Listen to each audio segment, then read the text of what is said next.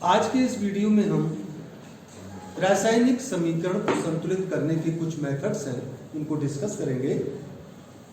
रासायनिक समीकरण को संतुलित करने की दो प्रमुख मेथड्स हैं। उनमें से एक है ऑक्सीकरण संख्या विधि, ऑक्सीडेशन नंबर मेथड के द्वारा समीकरण को संतुलित करना, और दूसरा मेथड है ion electron method, ion electron विधि द्वारा समीकरण को संतुलित करना। ये दो मेथड्स हैं जिनको अभी डिस्कस करेंगे इस यूनिट के अंतर्गत। तो सबसे पहला हम जो लेते हैं वो हमारा आज का टॉपिक है to balance the reaction by oxidation number method, ऑक्सीकरण संख्या विधि द्वारा समीकरण संतुलित करना। इस मेथड से समीकरण संतुलित करने से पहले हमको इसके नियमों को जानना पड़ेगा कि कैसे हम, कौन से नियम हैं जिनको लगाएं तो समीकरण संतुलित हो सकती है। तो हम आपको सबसे पहले इसके रूल्स बता दें।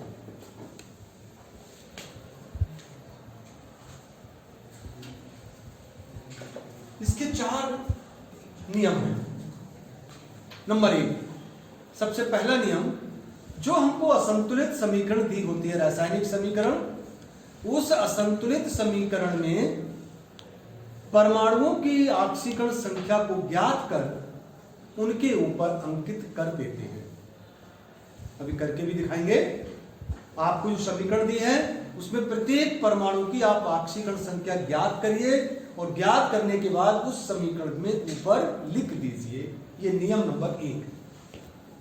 नियम नंबर 2, ये पहला नियम, ऑक्सीकरण संख्या निकाल करके आपको उनके ऊपर लिखना है।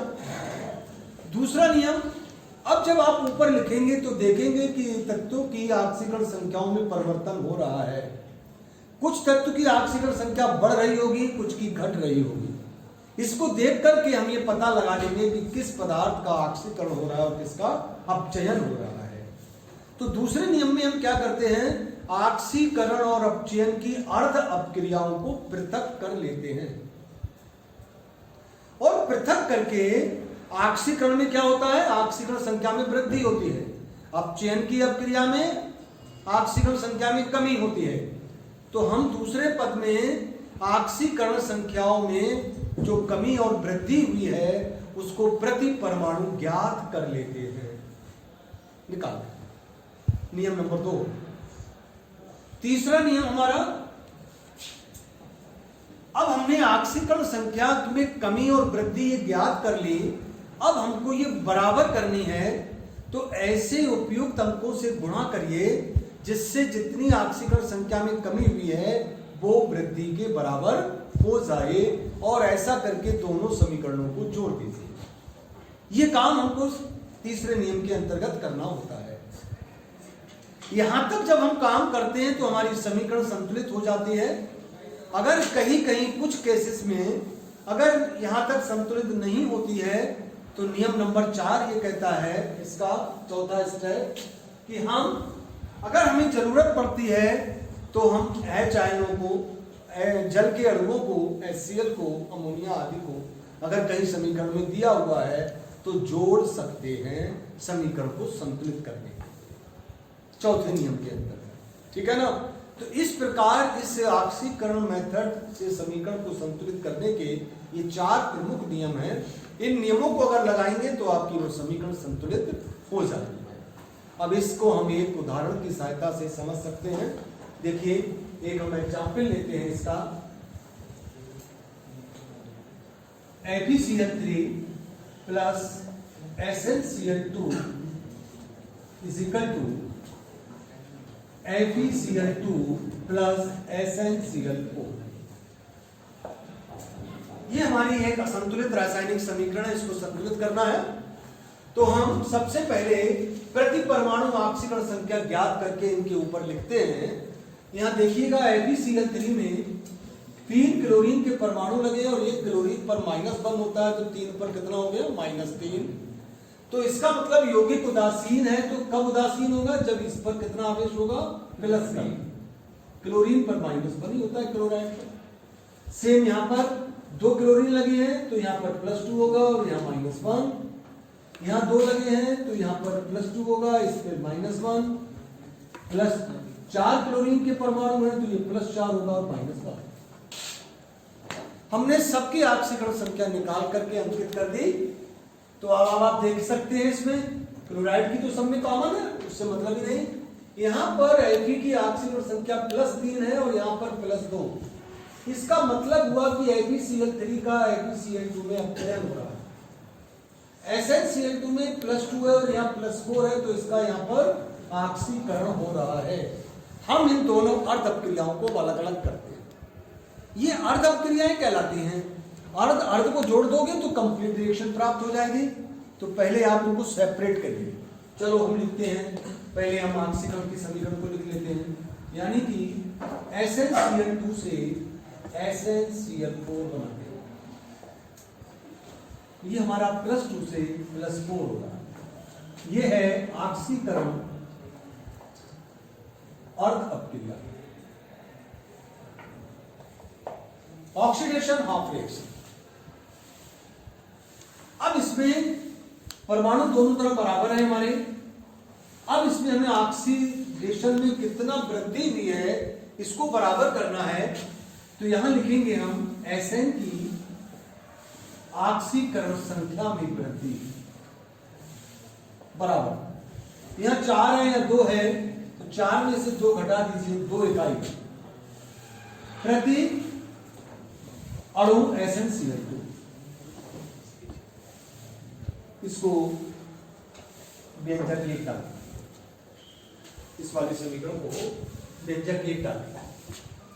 Sn की ऑक्सीकरण संख्या में कितने की वृद्धि हुई है? 2 इकाई की, क्योंकि 2 थी 4 हो गई, वृद्धि होती है ऑक्सीकरण में।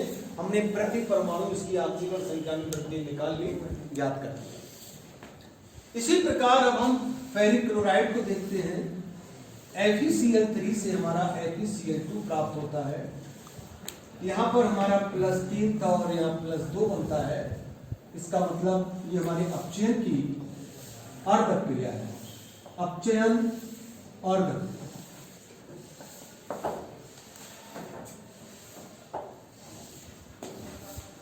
यहां पर Fe की अब हमको निकालनी है, कितनी कमी हो रही है। तो Fe की ऑक्सीकरण संख्या में कमी 3 थी, 2 हो गई, तो 3 - 2 = 1 इकाई कमी निकालनी है। या वृद्धि थी तो 4 में से 2 घटाएगा, और या कमी हो रही है तो 3 में से 2 घटाएंगे, 1 इकाई प्रति अणु FeCl3। इसको व्यंजक 2 डालें। अब आपने दोनों अपक्रियाओं को पृथक करके ऑक्सीकरण संख्या में कमी और वृद्धि को ज्ञात कर लिया। अब हम अगला नियम लगाते हैं। अब इन दोनों को ऐसे अंकों से गुणा कीजिए जिससे ये कमी और वृद्धि बराबर हो जाए। तो देखते हैं हम कि यहां पर हमारा एक इक्वेशन फर्स्ट में 2 इकाई की वृद्धि हुई है और यहाँ 1 इकाई की कमी हुई है। तो हम यहाँ लिखते हैं ऑक्सीकरण संख्या में कमी और वृद्धि को बराबर करने के लिए व्यंजक समीकरण 1 को 1 से गुणा कर दीजिए और इस 2 को 2 से गुणा कर दीजिए, तो वृद्धि और कमी बराबर हो जाएगी। ये चीज हमको यहाँ लिखना होता है। ऑक्सीकरण संख्या में वृद्धि और कमी को बराबर करने के लिए वृद्धि और कमी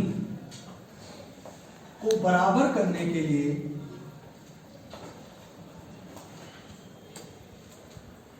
समीकरण 1 को 1 से तथा समीकरण 2 को 2 से गुणा करें। गुणा करके और फिर उनको जोड़ भी दीजिए, गुणा करके जोड़ दीजिए, जितना लिखा उतना कर दीजिए, समीकरण को कर दीजिए। SnCl2 = SnCl2 1 से किया ये आया, इसको 2 से मल्टीप्लाई कर देंगे हम। Twice FeCl3 = twice FeCl2। इन दोनों को जोड़ देंगे, जोड़। तो यहां जोड़ करके लिखते हैं SnCl2 + ट्वाइस FeCl3 =